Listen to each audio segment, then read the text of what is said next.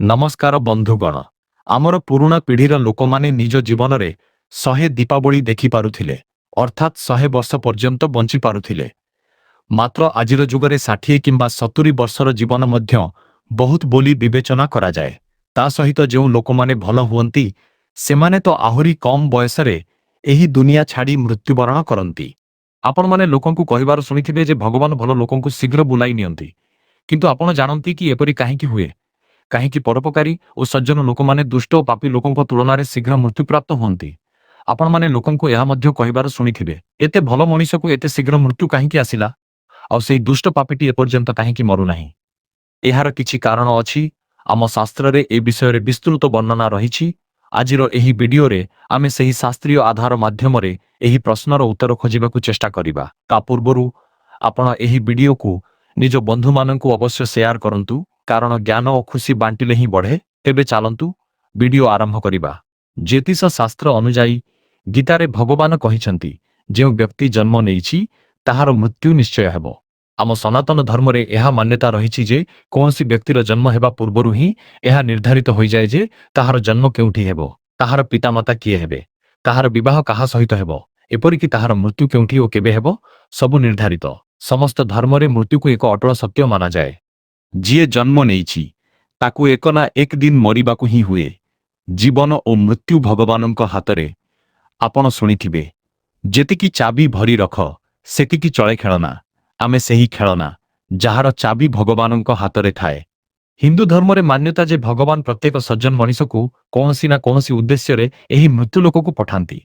जेतेबेले सेही उद्देश्य शीघ्र पूर्ण होई जाए सेतेबेले भगवान सेमानंकु फेराई नियंती।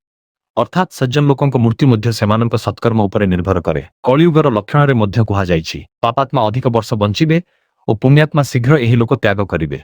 आहुरी मध्य आपनकु जणाई देउछि जो लोके कुहंती मरिबा परे मनीष खाली हातरे जाए सेमाने जानिबा उचित जे तीनोटी जिनिस एपरि अछि जहा मरिबा परे मध्य तांको संगे जाए। एक संचित कर्म, दुई स्मृति, तीन जागति। तेणु आपण आउ काहाकू एपरि कहिबे नाही जे तुमे खाली हातरे आसीछ और खाली हातरे जीवो। अनेक समय रे आमे भाबु किछि भल लोक किंबा आमर सेही परिजन जो माने केबे कहार मन करि नथिले, काहाकू दुख देई नथिले, तथापि भगवान सेमानंकु एते शीघ्र काहेकि डाकी नेले। सेमानंकु तो सत्कर्मर पुरस्कार स्वरूप अधिक बंचिबा उचित थिला। तेबे एहा बुझिबा पई आमे प्राचीन कथागुड़िक देखिबा। आपण अनेक प्राचीन कथारे सुनिछंती जेतेबेले कोनसी ऋषि मुनि किंबा भगवान कोनसी अप्सरा किंबा देवतांक उपरे क्रोधित हुअंती सेतेबेले दंड स्वरूप सेमानंकु पृथ्वी लोक मृत्यु लोकरे जन्म नेबार शाप दियंती। एही मृत्यु लोक अन्य लोकंक तुलनारे एते भयंकर और दुःखदायक स्थान जेउठाकु दंड स्वरूप देवता और अप्सरा मानंकु पठा जाउथिला। सेमाने विनय करुथिले, प्रभु आमठारु भूल होईगला, आमकु क्षमा करो और आमर दंड कम कर। एही मृत्यु लोक समग्र ब्रह्मांड रे ना भल स्थान ना खराब, एहाकु आपण कर्मभूमि मध्य कहि परिबे। कर्म अनुजाई आपणक आगामी यात्रा निर्धारित हुए। जेतेबेले आमे जन्म नै एठाकु आसु सेतेबेले एही मृत्यु लोकर मायाजाल और मोह माया आमकु घेरी निए। आमकु एही मृत्यु लोक भल लागिबाकु लागे। आमे एठाकार लोक और संपर्क रे आसक्त होई जाऊ। आमे एही लोक छाड़ी जिबाकु चाहू नाहु। जेतेबेले आमर कोनोसी साथी एही लोक छाड़ी जाए आमकु दुख लागे। जेतेबेले कोनोसी मनीषर मृत्यु हुए सेतेबेले सेही जीवात्मा जमराजंक पाखकु जाए।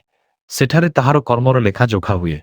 केते सत्कर्म करिछि, केते दुष्कर्म करिछि। जदि कोनोसी जीवात्मा मृत्यु लोकरे अत्यधिक दुष्कर्म करिछि, बहुत लोकंकु पीड़ा देइछि, लुटिछि, दुख देइछि, तेबे ताकु परजन्मरे सेही समस्तंक सहित हिसाब चुक्ता करिबाकु पड़े। सेही कारणरु ताकु दीर्घ जीवन मिले। पुणी जदि जीवात्मा सत्कर्म करिछि तेबे ताकु परजन्मरे कम श्वास दिया जाए।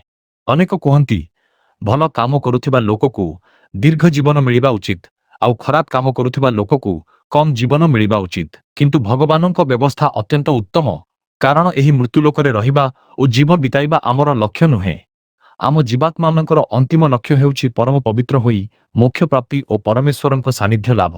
प्रत्येक जन्मरे आमको सुजोग मिले जे आमे सत्कर्म करी निज चेतनार स्तर को ऊपर को उठाइबा। जदि आमे दुष्कर्म करू आमर चेतना स्तर तलकू खसी जाए एवं आमको हजार हजार वर्ष, अनेक समय कोटि कोटि वर्ष पर्यंत एही मृत्यु लोकरे दुख सहिबाकू पड़े। कुहा जाए गोटिए जीवात्मा को 84 लक्ष जोनि एही संसार सागर चक्र काटिबाकू पड़े तेबे गला मोक्ष मिले। मात्र जो जीवात्मा सज्जन भल काम करे से अतिशीघ्र शुद्धता प्राप्त करे और केवल किछि जन्म पर मोक्ष पाई जाए। सेथिपाई परमात्मा ସେମାନଙ୍କର ଜୀବନକାଳ କମ୍ ରଖନ୍ତି, ଯାହାଫଳରେ ସେହି ଜୀବାତ୍ମା ଏହି ମୃତ୍ୟୁ ଲୋକର କଷ୍ଟ କମ୍ ସହେ ଓ ପରମଧାମରେ ପରମ ଶାନ୍ତି ଓ ପରମ ଆନନ୍ଦ ପାଏ। ପୁଣି ଯେଉଁ ଜୀବାତ୍ମା ଦୁଷ୍କର୍ମ କରିଛି ତାକୁ ଏହି ମୃତ୍ୟୁ ଲୋକର କଷ୍ଟ ଅଧିକ ଦିନ ସହିବାକୁ ପଡ଼େ। ହଜାର ହଜାର ଲକ୍ଷ ଲକ୍ଷ ଜନ୍ମ ପରେ ତାର ଆତ୍ମା ପବିତ୍ର ହୁଏ, ତେବେ ଗଲା ପରମଧାମ ମିଳେ। ଦ୍ୱିତୀୟ କଥା, ଏହି ମୃତ୍ୟୁ ଲୋକରେ ଆମର ଜନ୍ମ କୌଣସି ନା କୌଣସି ଉଦ୍ଦେଶ୍ୟରେ ହୋଇଥାଏ। ଯେତେବେଳେ ସେହି ଉଦ୍ଦେଶ୍ୟ ପୂର୍ଣ୍ଣ ହୋଇଯାଏ, ଭଗବାନ ଆମକୁ ଫେରାଇ ନିଅନ୍ତି। ଏହାର ଅର୍ଥ ନୁହେଁ ଯେ ଯେଉଁମାନେ ଏପର୍ଯ୍ୟନ୍ତ ବଞ୍ଚିଛନ୍ତି ସେମାନେ ସବୁ ଖରାପ, ବରଂ ସେମାନଙ୍କ ଜୀବନର ଉଦ୍ଦେଶ୍ୟ ଏପର୍ଯ୍ୟନ୍ତ ପୂରା ହୋଇନାହିଁ।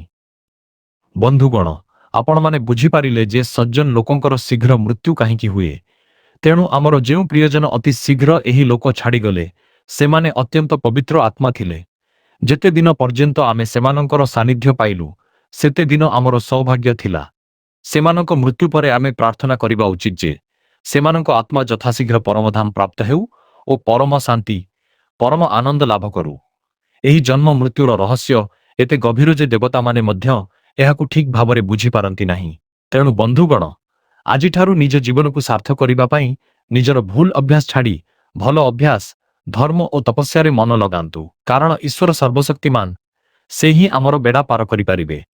ବନ୍ଧୁଗଣ, ଆଜିର ଏହି ଭିଡିଓ ଆପଣଙ୍କୁ ଭଲ ଲାଗିଥିଲେ ଭିଡିଓଟିକୁ ଅବଶ୍ୟ ସେୟାର କରନ୍ତୁ। କାରଣ ଆମର ମଧ୍ୟ ଉଦ୍ଦେଶ୍ୟ ହେଉଛି ଆମ ଧର୍ମର ପ୍ରଚାର। ତେଣୁ ପ୍ରତ୍ୟେକ ଲୋକଙ୍କ ପାଖରେ ଏହି ଭିଡିଓ ପହଞ୍ଚାନ୍ତୁ। ଆଉ ମିଳିବା ପରବର୍ତ୍ତୀ ଭିଡିଓରେ।